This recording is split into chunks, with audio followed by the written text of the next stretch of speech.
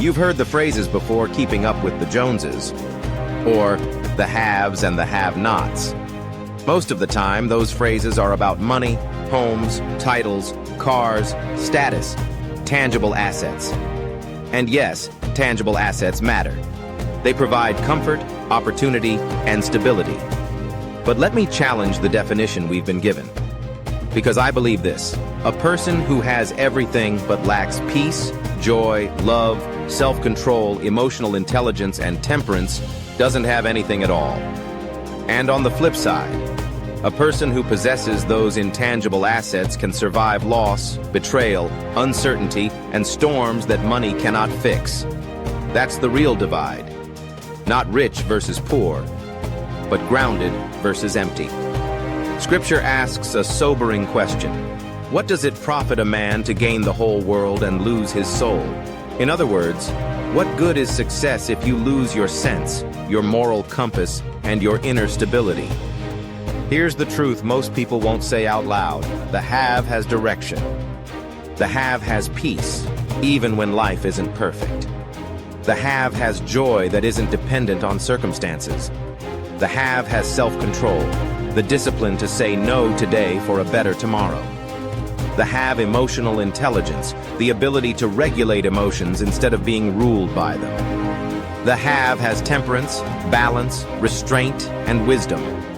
They can lose money and still stand tall. They can face storms and remain steady. They don't panic when things go wrong because their foundation isn't external. The have-not. They have not may look successful, but they have no peace. They're always anxious, always striving, always comparing. They lack discipline, so impulses control their decisions. They lack emotional intelligence, so relationships stay fractured. They lack self-control, so progress is inconsistent. They have possessions, but no joy. Noise, but no clarity. Movement, but no direction. The tragedy is this: from the outside, the have-not may look like the winner. But internally, they are exhausted, restless, and unfulfilled. We live in a world that measures success by bank accounts, titles, and social media highlights. But financial assets are a terrible substitute for inner wealth. Money can buy a house, but it can't buy peace. Money can buy pleasure, but it can't buy joy. Money can buy influence, but it can't buy character. If you don't have peace, love, joy, self-control, emotional intelligence, and temperance, you don't have anything that lasts. But here's the good news.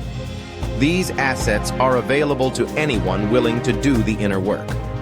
They are built through discipline, strengthened through reflection, protected through values, and sustained through purpose.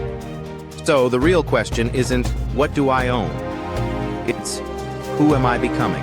Today I challenge you to redefine success. Stop chasing what looks impressive and start cultivating what makes you unshakable. Ask yourself, do I have peace? Do I have self-control? Do I have emotional intelligence? Do I have joy that isn't dependent on outcomes?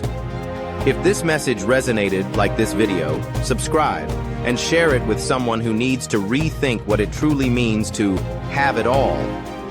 Because the real wealth isn't what you can show. It's what you can stand on when everything else is stripped away.